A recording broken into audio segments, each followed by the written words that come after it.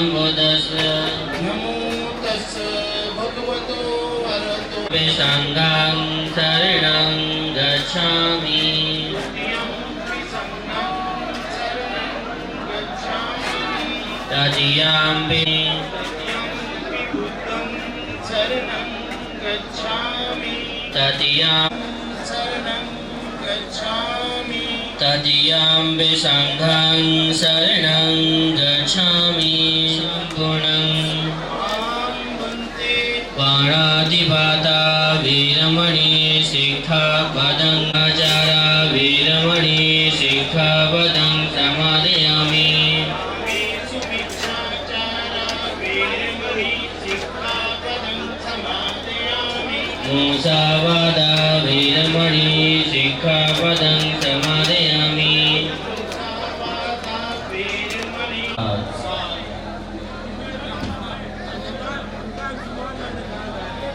अभी हम सब ने पूज्य भिक्षु संघ से वरतो सम्मा सम्बुद्धस्स नमो तस्स भगवतो वरतो सम्मा शरण सम्पन्नो सुततो लोकस्मिन् अनुत्तरो पुरुषोत्तमसारथि जीवितपर्यन्तं शरणं गच्छामि स्वाखातो भगवता धम्मो शान्तिः अकालिको यैव धम्मं जीवितपर्यन्तं शरणं गच्छामि सुपटिपन्नो भगवतो सावकसन् उजुपटिपन्नो भगवतो सावकसन् ध्यायपटिपन्नो भगवतो सावकसन् सामीशिपटिपन्नो भगवतो सावकसन् यदिदं चत्वारि पुरुषयुगानि योगशास्त्रे सङ्गं जीवितपर्यन्तं शरणं गच्छामि बुद्धं पूजयामि धम्मं पूजयामि संघं पूजयामि मरणमापरिमोचसामि निमिनाभूयगम्येन आयासुतचेतसा चिरन्ति ननगीतो न जगोदं समाचरेत् किञ्चियेन वियोगयेन कथं दिनं सन्ति म्यमेतं विहारन्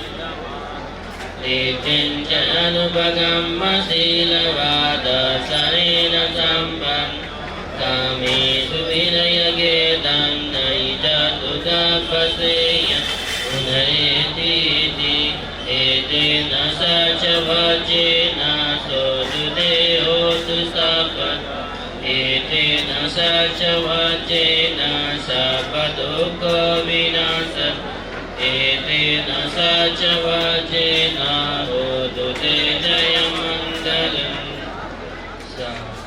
यानी आज के इस अवसर पर जब एक युवक और एक युवती जीवन पर्यंत एक दूसरे के प्रति समर्पित रहते हुए अपना जीवन वैवाहिक जीवन की शुरुआत कर रहे हैं, ऐसे में करनी में सूक्त का संज्ञान। इस सूक्त में ये कहा गया कि सबका मंगल हो। किनका किनका मंगल हो? जो हमारे समीप है इनका मंगल हो, जो हमसे दूर है उनका भी मंगल हो, सभी का मंगल हो, सभी खुशहाल रहे, क्योंकि हम भी तो उसी की इकाई है, उस सब में हम भी है। ये बड़े दायरे की बात है। हम सब चाहते हैं कि हम लोग खुशहाल रहें। पड़ती है। मैंने आपको पहले ही कहा था कि यहाँ पर बीच में यहाँ पर वर के पिता माननीय खड़ग सिंह जी और वधु के पिता यानी दीक्षा जी के पिता माननीय निहाल जी उपस्थित है मंच पर। अभी जो लोग अखबार वगैरह डेली पढ़ते रहे होंगे उन्होंने देखा होगा कि अभी लगातार एक हफ्ते तक अमर उजाला ने बाकायदा इस पर एक डिबेट चलाई थी कि कन्यादान होना चाहिए कि नहीं होना चाहिए, और लोगों ने ये उसका निष्कर्ष दिया था कि कन्यादान नहीं किया जा सकता।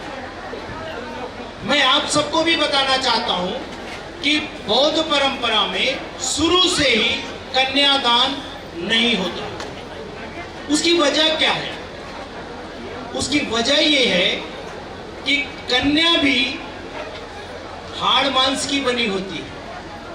हमारी बहन बेटी भी वैसी होती है जैसे हमारे बेटा। और जहां पर कन्यादान होता है वो भी एक्चुअल में कन्यादान नहीं होता, क्योंकि वहां अगर आप पलट कर देखें तो जहां पर कन्यादान होता है, दान का मतलब क्या हुआ?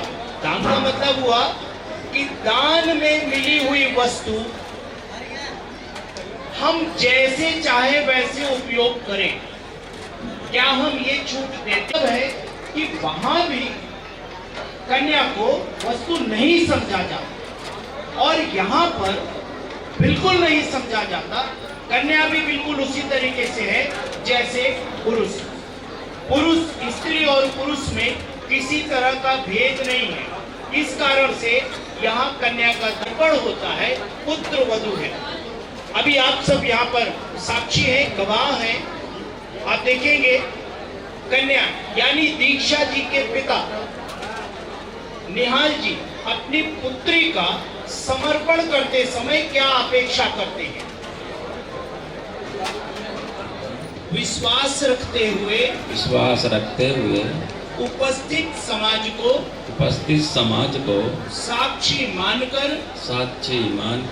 मैं आप अपना नाम लीजिए। निहाल सिंह अपनी प्रिय पुत्री उनका नाम लीजिए। दीक्षा जिनका पालन पोषण आज तक मैंने किया है को माननीय खड़क सिंह जी को पुत्र वधू हेतु समर्पित करता हूँ। मुझे पूर्ण आशा एवं विश्वास है कि हमारा यह मधुर संबंध दोनों परिवारों की सुख समृद्धि में साधक बनेगा। सभी लोग बोलिए साधु। जोरदार तालियां होनी चाहिए। देखिए बहुत ही स्पष्ट रहा। अभी आपको ही संबोधित करके माननीय निहाल सिंह जी ने अपनी पुत्री का समर्पण किया। अब आप स्वीकृति करते हैं। महामानव बुद्ध में विश्वास रखते हुए उपस्थित समाज को साक्षी मानकर मैं आप अपना नाम लीजिए। मैं खड़क सिंह यह वचन देता हूँ कि आज से जो दायित्व मुझे माननीय निहाल सिंह जी द्वारा सौंपा गया है उसे मैं निष्ठापूर्वक निभाऊंगा। हमें भी पूर्ण आशा एवं विश्वास है कि हमारा यह मधुर संबंध दोनों परिवारों की सुख समृद्धि में साधक बनेगा। साधु। जोरदार तालियां। मुझे लगता है कि भोजन तो काफी कुछ लोगों ने कर लिया, क्योंकि तालियों की आवाज हाथ बन नहीं रही है ना। थोड़ा तेज आवाज होनी चाहिए, उत्साह बनना चाहिए। साधु ये भगवान बुद्ध की परंपरा में है ना। तो हम सब ने भी इस बात को पक्का माना कि जैसा ये कह रहे हैं कि ये जो संबंध बन रहा है, दोनों परिवारों में सुख समृद्धि बढ़ी। एक बार साधु साधु कहकर अनुमोदन किया और उत्साहवर्धन के लिए तालियों से इनका स्वागत किया। विनोद जी, आप दोनों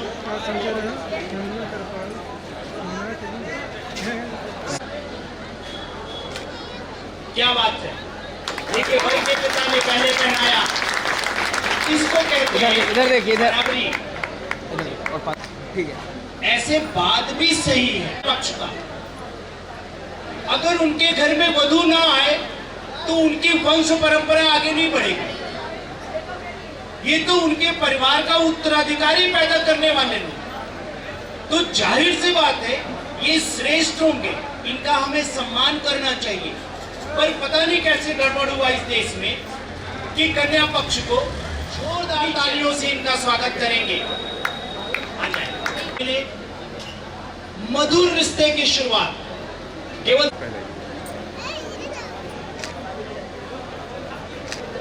एक बार तालियां तो और बनती है।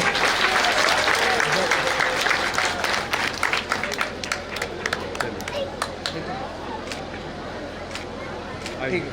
स्नेहिल वातावरण है, आत्मीय वातावरण है।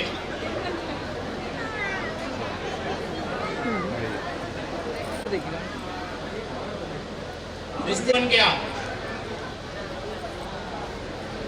इधर देखिए, हो गया। फोटोग्राफर शादी कराने वाले लगते हैं, क्योंकि अभी इसका क्या इंटरेस्ट है ना। यहाँ तो फिर भी बहुत कहीं के अलावा किसी और को बुलाया जाए, अभी धनंजय से काम चलेगा। एक बार पुनः मैं धनंजय जी को आग्रह पूर्वक मंच पे बुलाना चाहूंगा। 2022 को विश्व गुरु शाक्य मुनि तथागत गौतम बुद्ध के देशना के अनुरूप आचरण में अपने को प्रतिबद्ध करते हुए भारतीय संविधान के आलोक में अपने अभिभावकों समाज के गणमान्य महानुभावों तथा आप सभी को साक्षी मानकर मैं आप अपना नाम लीजिए। सारंग सिंह, अपने पिताजी का नाम, श्री खड़क सिंह, अपना पता बताइए। सदर बाजार शंकरगढ़ प्रयागराज। आयुष्मती दीक्षा सुपुत्री माननी निहाल सिंह जी निवासनी पुरा मुफ्ती प्रयागराज को स्वेच्छा में पत्नी के रूप में स्वीकार करता हूँ। साथ ही शपथ पूर्वक यह वचन देता हूँ। अभी आप ध्यान दीजिए, इन्होंने कहा, अपना पूरा नाम बताया, अपने पिताजी का अपना पूरा परिचय दिया। इसके साथ में इन्होंने कहा कि दीक्षा जी को प्रसन्नता पूर्वक, स्वेच्छा एवं प्रसन्नता पूर्वक अपनी पत्नी के रूप में स्वीकार करते हैं। साथ ही ये कह रहे हैं 5 प्रतिज्ञाएं। पहली प्रतिज्ञा, मैं अपनी पत्नी का सम्मान करूंगा। अभी आप सब लोग बहुत ध्यान से समझिएगा कि सारंग जी ये कह रहे हैं कि मैं अपनी पत्नी का सम्मान करूंगा। तो आप लोग तो साधु बोलना चाहिए ना। 3 बार बोलिए, साधु साधु साधु। यानी हम सब अनुमोदन करते हैं कि आप बहुत बढ़िया बात कह रहे हैं कि आप अपनी पत्नी का सम्मान करेंगे। दूसरी प्रतिज्ञा, मैं अपनी पत्नी का कभी भी अपमान नहीं करूंगा। कभी भी अनैतिक आचरण नहीं करूंगा। साधु साधु साधु। आप समझिए, आचरण इन्होंने, यही तो हम सब चाहते हैं ना, ताकि समाज में अच्छा वातावरण बना रहे। चलिए, मैं सम्यक आजीविका द्वारा